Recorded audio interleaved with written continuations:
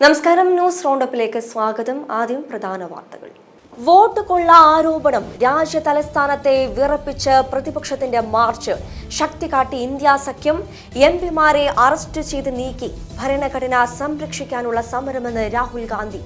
August 14 വിഭജന ഭീതി ദിനമായി ആചരിക്കണം. വിവാദ സർക്കുലറുമായി ഗവർണർ. ആക്ഷൻ പ്ലാൻ ഉണ്ടാക്കാൻ വിസിമാർക്ക് നിർദ്ദേശം. സർക്കുലർ നൽകാൻ ഗവർണർക്ക് എന്ത് അധികാരമെന്ന് വി.ഡി. സതീശൻ.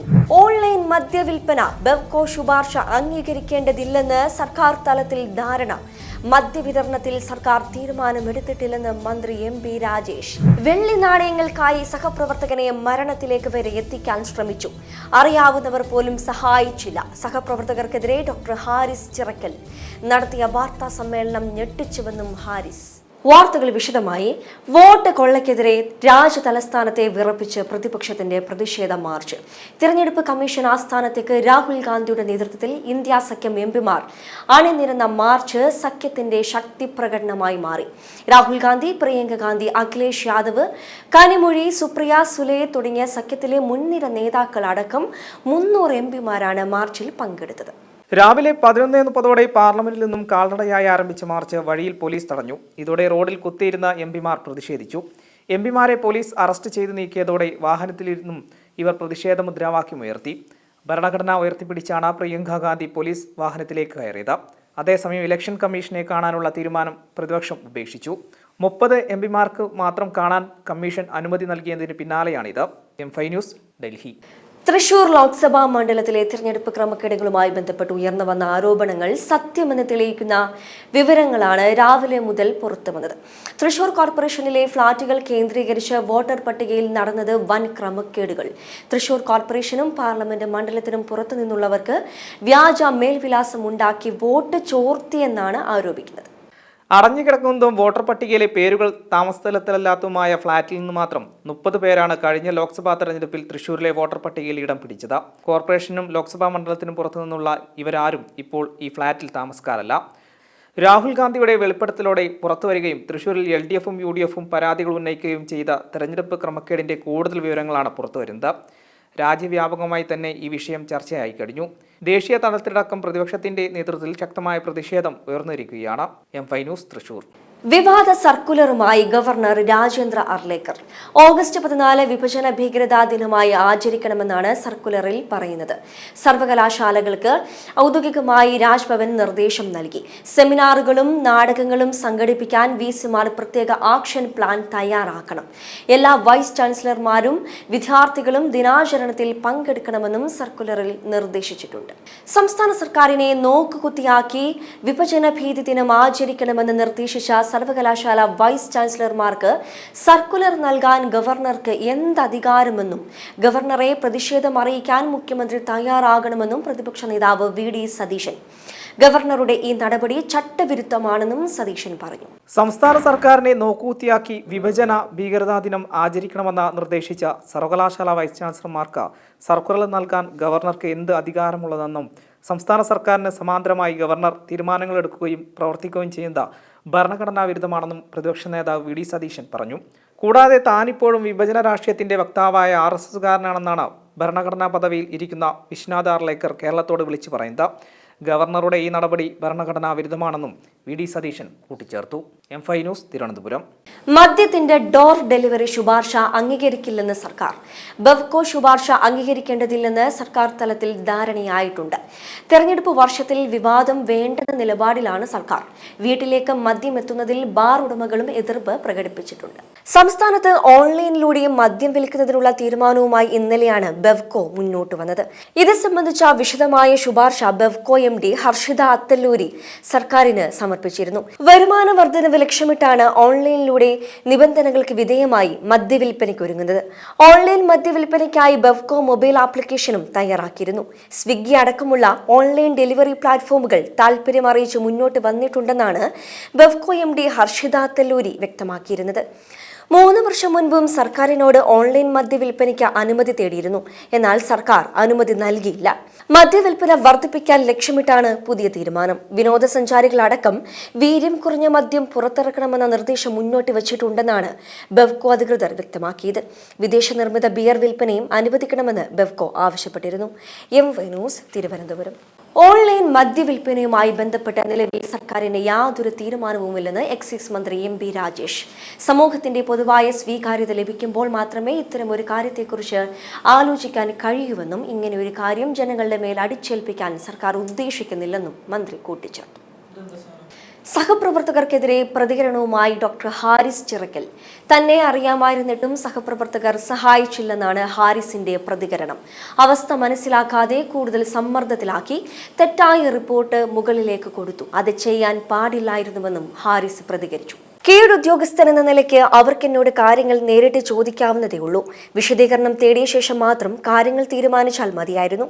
എപ്പോൾ വേണമെങ്കിലും എന്നെ ചോദ്യം ചെയ്യാൻ അധികാരമുള്ള അവർ ഇങ്ങനെ ചെയ്തത് ശരിയായില്ല. നീതികേടുണ്ടായെന്നും ഹാരിസ് മാധ്യമങ്ങളോട് പറഞ്ഞു. ഞാൻ ഉന്നയിച്ച പ്രശ്നങ്ങൾ മനസ്സിലാക്കേണ്ട എന്റെ അതേ ഉത്തരവാദിത്തമുള്ളവർ തന്നെ എന്നെ ശത്രുവായി കണ്ടു. അവർക്ക് വേണ്ടി കൂടിയാണ് ഞാൻ ഇതെല്ലാം പറഞ്ഞത്. അതുപോലും അവർ മനസ്സിലാക്കിയില്ല എന്നത് ബുദ്ധിമുട്ടുണ്ടാക്കുകയും വിഷമിപ്പിക്കുകയും ചെയ്തു. 30 ഏറെ വർഷമായി കാണുന്നവരാണ്. അവർ പിന്നിൽ നിന്നും കുത്തുമെന്ന് വിചാരിച്ചില്ല. എന്തിനാണ് അവർ എന്നോട് അങ്ങനെ പെരുമാറിയതെന്നറിയില്ല. ഞാൻ വെറും ഒരു ജോലിക്കാരൻ മാത്രമാണ്. അവരുമായി സഹകരിച്ചാണ് ഇനിയും ജോലി ചെയ്യേണ്ടതെന്നും ഹാരിസ് പറഞ്ഞു. MY news, Thiruvananthapuram. നിമിഷപ്രിയ കേസിൽ ക്രെഡിറ്റ് വേണ്ടെന്ന് കാന്തപുരം AP അബൂബക്കർ മുസ്ലിയാരുടെ പ്രസ്താവനയ്ക്കെതിരെ വിമർശനവുമായി കൊല്ലപ്പെട്ട തലാലിന്റെ സഹോദരൻ അബ്ദുൾ ഫത്താഹ് മഹ്ദി. കാന്തപുരമോ ഷൈഖ് ഹബീബ് ഉമറോ തങ്ങളുമായി ഒരു ചർച്ചയും നടത്തിയിട്ടില്ല. സത്യത്തെ വളച്ചൊടിക്കാൻ ശ്രമിക്കുകയാണെന്നും ഫത്താഹ് മഹ്ദി പറഞ്ഞു. കാന്തപുരത്തിന്റെ വാദങ്ങൾ തെളിയിക്കാൻ മലയാള മാധ്യമ വാർത്തകൾ അടക്കം പങ്കുവച്ച് ഫേസ്ബുക്ക് പോസ്റ്റിൽ വെല്ലുവിളിച്ചിരിക്കുകയാണ് ഫത്താഹ്. യമനിലെ ജയിലിൽ കഴിയുന്ന മലയാളി നിമിഷപ്രിയയുടെ ശിക്ഷാ ഇളവിനായി ഇടപെട്ടതിൽ ചിലർ ക്രെഡിറ്റ് സമ്പാദിക്കാനായി എന്തൊക്കെയോ ചെയ്തുവെന്നും നമുക്ക് ക്രെഡിറ്റ് വേണ്ടെന്നുമായിരുന്നു കാന്തപുരം പറഞ്ഞത്. നല്ലവരായ എല്ലാവരും അതിനെ സ്വാഗതം ചെയ്തു. അതിനിടെ ചിലർ ക്രെഡിറ്റ് സമ്പാദിക്കാൻ വേണ്ടി എന്തൊക്കെയോ പറഞ്ഞു. നമുക്ക് ആരുടെയും ക്രെഡിറ്റ് ഒന്നും വേണ്ട, അതൊക്കെ അവരെടുത്തോട്ടെ എന്നായിരുന്നു കാന്തപുരത്തിന്റെ പ്രതികരണം. അതേസമയം നിമിഷപ്രിയയുടെ വധശിക്ഷ എന്ന ആവശ്യത്തിൽ നിന്നും പിന്നോട്ടില്ലെന്ന നിലപാടിൽ ഉറച്ചു നിൽക്കുന്നതായും അതിൽ നിന്നും പിന്നോട്ടു പോകില്ലെന്നും ഫത്താഹ് മഹ്ദി വ്യക്തമാക്കിയിരുന്നു. News desk, MY news. Digital സർവകലാശാല നിയമ ഭേദഗതി ഓർഡിനൻസിന് ഗവർണർ അംഗീകാരം നൽകില്ല. സർക്കാർ നിയമനിർമ്മാണം കേസിന് ബലം പകരാനെന്ന വിലയിരുത്തലിലാണ് ഗവർണർ. ഓർഡിനൻസ് രാജ്ഭവനിൽ എത്തിയെങ്കിലും ഗവർണർ തീരുമാനമെടുത്തിട്ടില്ല. കഴിഞ്ഞ മന്ത്രിസഭാ യോഗമാണ് ഭേദഗതി ഓർഡിനൻസിന് അംഗീകാരം നൽകിയത്. താൽക്കാലിക VC നിയമനം സംബന്ധിച്ച കേസ് 13-ന് സുപ്രീം കോടതി പരിഗണിക്കുന്നുണ്ട്. VC നിയമനത്തിൽ സർക്കാരിന് മേൽക്കൈ ലഭിക്കുന്ന തരത്തിലാണ് ഡിജിറ്റൽ സർവകലാശാല നിയമത്തിൽ ഭേദഗതി വരുത്തിയത്. UGC മാനദണ്ഡങ്ങൾ പാലിക്കുന്നതിനും VC നിയമനം സംബന്ധിച്ച സുപ്രീം കോടതി നിർദ്ദേശം പാലിക്കുന്നതിന് വേണ്ടിയാണ് ഡിജിറ്റൽ സർവകലാശാല നിയമത്തിൽ ഭേദഗതി വരുത്തിയതെന്നാണ് സർക്കാരിന്റെ അവകാശവാദം. എന്നാൽ സ്ഥിരം VC നിയമിക്കുമ്പോൾ സ്വന്തം താൽപര്യങ്ങൾ സംരക്ഷിക്കുന്നതിന് വേണ്ടിയാണ് നിയമ ഭേദഗതിയെന്ന് വ്യക്തമാണ്. VC ആയി നിയമിക്കുന്നയാളുടെ പ്രായം ഉയർത്തിയതാണ് പ്രധാന ഭേദഗതി. നിലവിൽ 61 വയസ്സായിരുന്ന പ്രായപരിധി 65 വയസ്സായിട്ടാണ് ഉയർത്തിയത്. ഇതിനായി സർവകലാശാല നിയമത്തിന്റെ 6ാം ഉപവകുപ്പിൽ ഭേദഗതി വരുത്തി. VC നിയമനത്തിനുള്ള സെർച്ച് കമ്മിറ്റിയുടെ ഘടനയിലും അഴിച്ചുപണി നടത്തിയിട്ടുണ്ട്. 5-അംഗ സെർച്ച് കമ്മിറ്റിയിൽ ഉന്നത വിദ്യാഭ്യാസ കൗൺസിൽ നിർദ്ദേശിക്കുന്ന പ്രതിനിധി കൺവീനറാകും. MY news, Thiruvananthapuram. മുൻ ഉപരാഷ്ട്രപതി ജഗ്ദീപ് ധൻഖറിനെ കാണാനില്ലെന്ന് പരാതി. ശിവസേന MP സഞ്ജയ് റാവത്താണ് പരാതി നൽകിയത്. രാജിവെച്ച ശേഷം ജഗ്ദീപ് ധൻഖറിനെ കുറിച്ച് വിവരമൊന്നുമില്ല എന്ന് കാണിച്ചാണ് സഞ്ജയ് റാവത്ത് കേന്ദ്ര ആഭ്യന്തരമന്ത്രി അമിത് ഷായ്ക്ക് കത്ത് നൽകിയത്. രാജ്യസഭാ അംഗങ്ങൾ ഹേബിയസ് കോർപ്പസ് ഹർജി നൽകാൻ ആലോചിക്കുന്നുണ്ടെന്നും സഞ്ജയ് റാവത്ത് വ്യക്തമാക്കി. നഗരമധ്യമായ കൽപ്പാത്തിയിൽ വ്യാപാരികളും യുവാക്കളും തമ്മിലുണ്ടായ സംഘർഷത്തിൽ 3 പേർക്ക് കുത്തേറ്റു.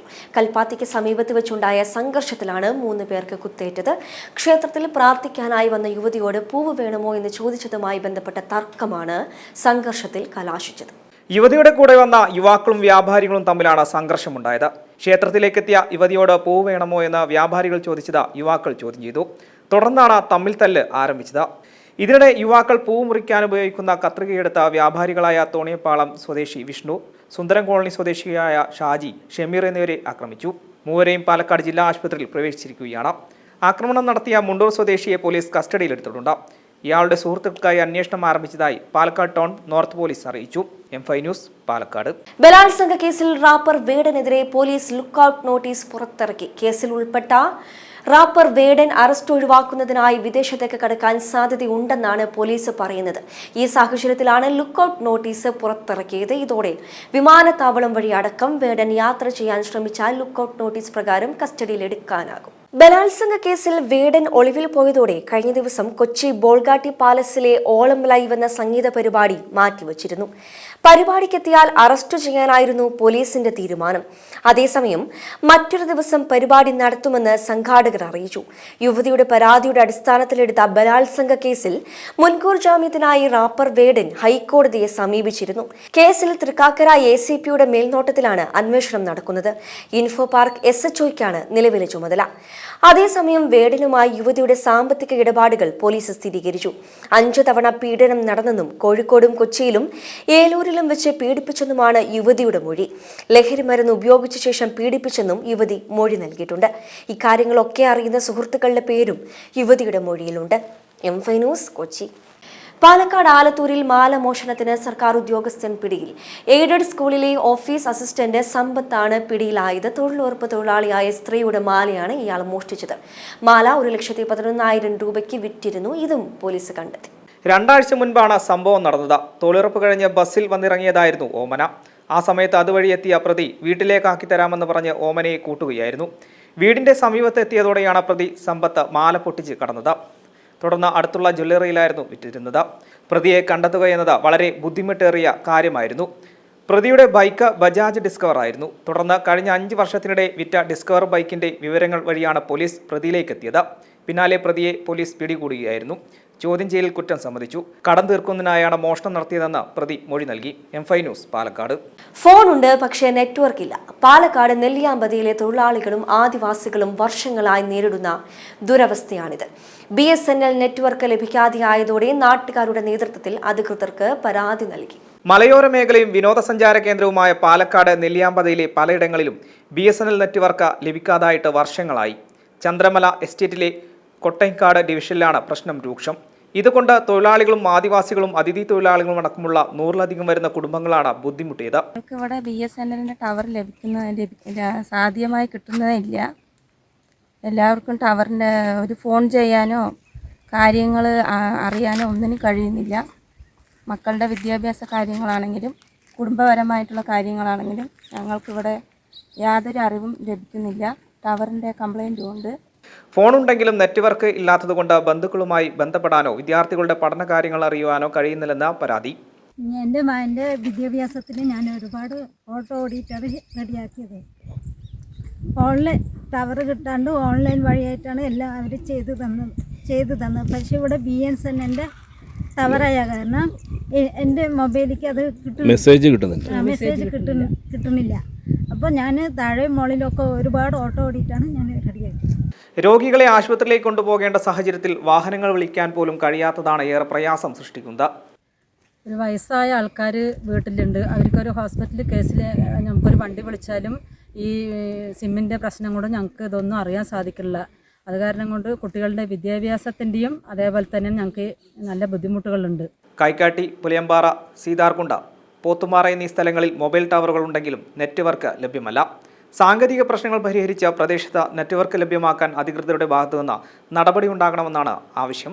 ഈ നെറ്റ്വർക്ക് BSNLന്റെ കണക്ഷനാണ് ഏറ്റവും കൂടുതൽ ഇവിടെയുള്ള ആൾക്കാർ ഉപയോഗിക്കുന്നത്. അത് ഇല്ലാത്തത് കൊണ്ട് ഞങ്ങൾക്ക് ഒരുപാട് ബുദ്ധിമുട്ടുകൾ അനുഭവിക്കാൻ വന്നിട്ടുണ്ട്. വഴി ബ്ലോക്ക് വന്നപ്പോഴും എന്തെങ്കിലും പ്രശ്നങ്ങളാണെങ്കിലും ഒരു ആശുപത്രി കേസാണെങ്കിലും ഒരാൾക്ക് വയ്യെങ്കിലും ഒന്നും അറിയാൻ സാധ്യതയില്ല. ഞങ്ങളുടെ കുടുംബക്കാർ മുഴുവൻ നെന്മാറ താഴ്ഭാഗങ്ങളിലാണ് താമസിക്കുന്നത്. അവരുടെ എന്തെങ്കിലും അത്യാവശ്യ കാര്യങ്ങൾക്ക് വിളിക്കുകയാണെങ്കിൽ പോലും ഞങ്ങൾക്ക് കിട്ടാറില്ല. കൊലയമ്പാറ എന്ന ജംഗ്ഷനിൽ നിന്ന് ആരെങ്കിലും വന്ന് വിവരം അറിയിച്ചാൽ മാത്രമേ ഞങ്ങൾക്ക് പല കാര്യങ്ങളും അറിയാൻ പറ്റുന്നുള്ളൂ. എല്ലാം കൊണ്ടും ഞങ്ങൾക്ക് ബുദ്ധിമുട്ടാണ്. BSNLന്റെ ഈ ആൾക്കാർ ഒരുപാടുണ്ട്. ഇവിടെ കൂടുതലും BSNL ആണ്. ജിയോ കമ്മിയാണ്. BSNL ഉപയോഗിക്കുന്നവരാണ് ഏറ്റവും കൂടുതലുള്ളത്. അവർക്കാണ് ഇപ്പോൾ ഏറ്റവും കൂടുതൽ ബുദ്ധിമുട്ട് അനുഭവിച്ചുകൊണ്ടിരിക്കുന്നത്. ഒരു പോയിന്റ് പോലും ഇല്ല. ഞങ്ങൾക്ക് വീടുകളിൽ ഇരുന്ന് ഒന്നും പറയാനോ ഒന്നിനും പറ്റാറില്ല.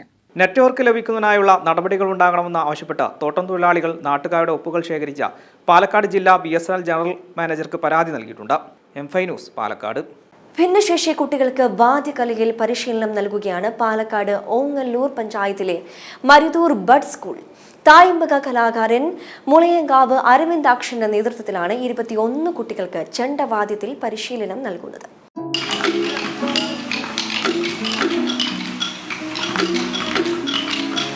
ഓങ്ങല്ലൂർ പഞ്ചായത്തിലെ മരുതൂർ ബഡ്സ് റിഹാബിലിറ്റേഷൻ സെന്ററിലെ കുട്ടികളാണ് ചെണ്ടയിൽ വാദ്യവിസ്മയം തീർക്കാൻ പരിശീലിക്കുന്നത്. കുടുംബശ്രീ ജില്ലാ മിഷൻ പദ്ധതിയായ വാദ്യോപകരണ പരിശീലന പദ്ധതിയിലാണ് ചെണ്ട വാദ്യത്തിൽ പരിശീലനം നൽകുന്നത്. സെന്ററിലെ 40 പേരിൽ 21 കുട്ടികളും ചെണ്ട പഠിക്കുന്നുണ്ട്. പദ്ധതിയിൽ 52 ദിവസം കൊണ്ട് കുട്ടികളെ ചെണ്ട കൊട്ടാൻ പഠിപ്പിക്കുന്ന എന്ന ദൗത്യമാണ് തായമ്പക കലാകാരൻ അരവിന്ദാക്ഷൻ ഏറ്റെടുത്തിരിക്കുന്നത്. ചെണ്ട പഠിക്കാൻ കുട്ടികൾ താല്പര്യം കാണിക്കുന്നുണ്ടെന്ന് അരവിന്ദാക്ഷൻ പറഞ്ഞു. ഓങ്ങല്ലൂർ പഞ്ചായത്തിന്റെ ബഡ്സ് സ്കൂളിൽ ചെണ്ട പരിശീലനം ആരംഭിക്കാൻ കഴിഞ്ഞതും അവിടെ കുട്ടികൾക്ക് ക്ലാസ് എടുക്കാൻ കഴിഞ്ഞതും എനിക്ക് അതിയായ സന്തോഷമുണ്ട്. കുട്ടികളുടെ സന്തോഷം മാത്രമാണ് എൻ്റെ ലക്ഷ്യം. അവരൊക്കെ എങ്ങനെ സന്തോഷിപ്പിക്കാൻ പറ്റും എന്ന് തന്നെയാണ് ലക്ഷ്യമാക്കുന്നത്. കലാപഠനം കുട്ടികളെ സന്തോഷിപ്പിക്കാനും അവരെ അനുസരണ, ശ്രദ്ധ, ക്ഷമ, സ്നേഹം എന്നിവ ഉണ്ടാക്കാൻ കലാപഠനം കൊണ്ട് കഴിയും എന്നുള്ളത് തന്നെയാണ് ഈ കുട്ടികളുടെ സ്നേഹവും സന്തോഷവും അവരുടെ ഈ തോർച്ചയുള്ള ശ്രദ്ധയൊക്കെ മനസ്സിലാക്കുന്നത്. അത് നല്ല രീതിയിൽ തന്നെ വിജയം കൈവരിക്കാൻ പറ്റും എന്ന് തന്നെയാണ് എൻ്റെ വിശ്വാസം. എല്ലാവരും നല്ല സന്തോഷത്തിലാണ്. ആ സന്തോഷം എന്നും നിലനിൽക്കട്ടെ. അതിന് കലാപഠനത്തിന് കഴിയട്ടെ. ഇതിന് നേതൃത്വം വഹിച്ച, അതിന് താല്പര്യം കാണിച്ച ഓങ്ങല്ലൂർ പഞ്ചായത്ത് ഭരണസമിതിക്കും സ്കൂളിൽ ഈ ബഡ്സ് സ്കൂൾ ടീച്ചർ അനുഷ ടീച്ചർക്കും എല്ലാവർക്കും സന്തോഷവും സ്നേഹവും നന്ദിയൊക്കെ അറിയിക്കുകയാണ്. ജില്ലാ പഞ്ചായത്തിന്റെയും ഓങ്ങല്ലൂർ ഗ്രാമപഞ്ചായത്തിന്റെയും സഹകരണം പദ്ധതിക്കുണ്ട്. കുട്ടികൾക്ക് പരിശീലനത്തിനായി 3 ചെണ്ടയും 3 ഇലത്താളവും 3 പലന്തരയുമെല്ലാം വാങ്ങിയിട്ടുണ്ട്. മരത്തടിയിൽ കുട്ടിയുള്ള പരിശീലനമാണ് ഇപ്പോൾ പുരോഗമിക്കുന്നത്.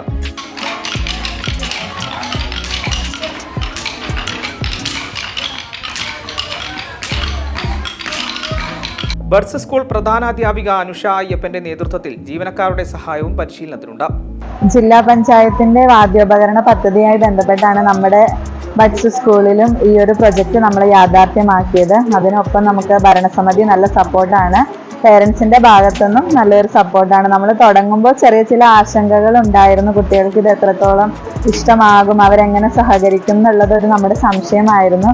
പക്ഷെ അതിനൊക്കെ നല്ല രീതിയിൽ കുട്ടികൾ ഇത് ഉൾക്കൊള്ളാനും അവർ ഓരോ ദിവസം ചെല്ലുന്തോറും ഇതിൽ ഒരുപാട് താല്പര്യം പ്രകടിപ്പിക്കുകയാണ്. അത് തന്നെയാണ് ഏറ്റവും വലിയ സന്തോഷം. അപ്പോൾ ഈ ഒരു പദ്ധതി നമുക്ക് ഏറ്റവും വിജയകരമായി തീരട്ടെ എന്ന് ഞങ്ങൾ ആത്മാർത്ഥമായി അതിനുവേണ്ടി പരിശ്രമിക്കുകയാണ്. നന്ദി.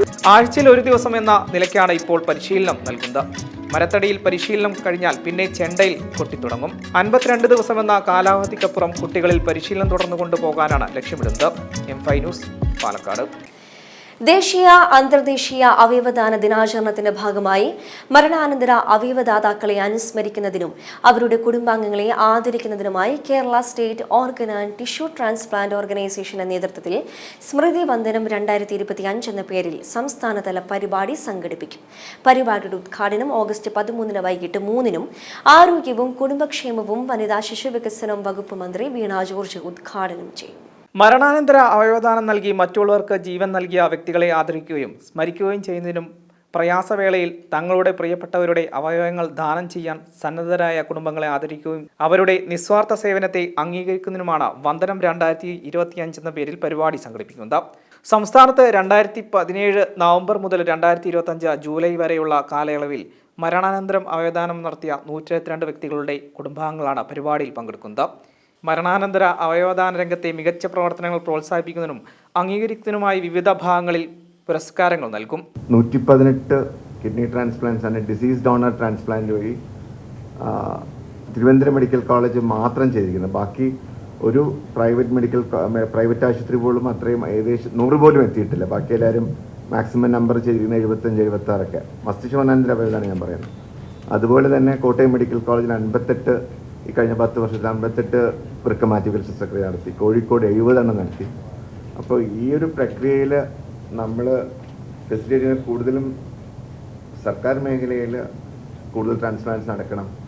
അല്ലെങ്കിൽ നമ്മുടെ നിയമം അനുസരിച്ച് കേരളത്തിൽ നടക്കുന്ന ഏത് അവയവദാനത്തിലും ഒരു വൃക്ക എങ്കിലും സർക്കാർ മെഡിക്കൽ കോളേജിലെ രോഗികൾക്ക് കൊടുക്കണമെന്നുള്ള നിഷ്കർഷം കൂടെ ഉള്ളതുകൊണ്ടാണ് മറ്റുള്ള ആശുപത്രിയേക്കാളും കൂടുതൽ നമ്പർ നമുക്ക് ചെയ്യാൻ പറ്റുന്നത്. കാരണം മസ്തിഷ്കമജ്ജാതന്ത്ര അവയവദാനം ഇല്ല എങ്കിൽ സാധാരണക്കാരൻ്റെ രോഗികൾക്ക് ട്രാൻസ്പ്ലാന്റ് തന്നെ അപ്രാപ്യമാകുന്നൊരു ഘട്ടമായിരുന്നു. കാരണം 2012 തുടങ്ങുന്ന സമയത്ത് കേരളത്തിലെ പല സർക്കാർ ആശുപത്രികളിലും അവയവദാതാവില്ലാതെ നമ്മുടെ ഡയാലിസിസ് രോഗികൾ മരിച്ചുകൊണ്ടിരിക്കുന്ന അവസ്ഥയായിരുന്നു. അങ്ങനെയാണ് നമ്മൾ ഇങ്ങനെ ഒരു നിയമവും കൂടെ അതിനകത്ത് ക്രമീകരിച്ചത്. മലപ്പുറം ജില്ലാ പഞ്ചായത്ത് യോഗത്തിൽ പ്രതിപക്ഷ ഭരണപക്ഷ അംഗങ്ങൾ തമ്മിൽ കയ്യാങ്കളി. ജില്ലാ പഞ്ചായത്ത് മെമ്പർ TP ഹാരിസിനെതിരെ ജില്ലാ പഞ്ചായത്ത് സെക്രട്ടറി തയ്യാറാക്കിയ റിപ്പോർട്ട് അവതരിപ്പിക്കുന്നതിനിടെയാണ് നാടകീയ സംഭവങ്ങൾ അരങ്ങേറിയത്. ജില്ലാ പഞ്ചായത്ത് മെമ്പർ TP ഹാരിസിനെതിരെ ജില്ലാ പഞ്ചായത്ത് സെക്രട്ടറി തയ്യാറാക്കിയ റിപ്പോർട്ട് അവതരിപ്പിക്കുന്നതിനിടെയാണ് നാടകീയ സംഭവങ്ങൾ അരങ്ങേറിയത്. FIRൽ 2ാം പ്രതിയായ ജില്ലാ പഞ്ചായത്ത് സെക്രട്ടറി എങ്ങനെ 1ാം പ്രതിക്കെതിരെ റിപ്പോർട്ട് തയ്യാറാക്കുമെന്ന പ്രതിപക്ഷ നേതാവ് മോഹൻദാസിന്റെ ചോദ്യം ഭരണപക്ഷ അംഗങ്ങൾക്കിടയിൽ ബഹളത്തിനിടയാക്കി. ഇതിനിടെ റിപ്പോർട്ട് പ്രസിഡന്റ് റഫീഖ വായിക്കുന്നതിനിടെ പ്രതിപക്ഷ അംഗം അഫ്സൽ റിപ്പോർട്ട് തട്ടിപ്പറിച്ചു. ഇതിനിടെ ഭരണപക്ഷ അംഗങ്ങൾ ഷാഫി റിപ്പോർട്ട് അഫ്സലിന്റെ കയ്യിൽ നിന്നും തട്ടിയെടുത്ത് പ്രസിഡന്റിന് കൈമാറിയതോടെ ഇരുവരും തമ്മിൽ കയ്യാങ്കളിയും നടന്നു. ഇതിനിടെ പ്രസിഡന്റ് റിപ്പോർട്ട് വായിക്കുകയും യോഗം അംഗീകരിക്കുകയും ചെയ്തു.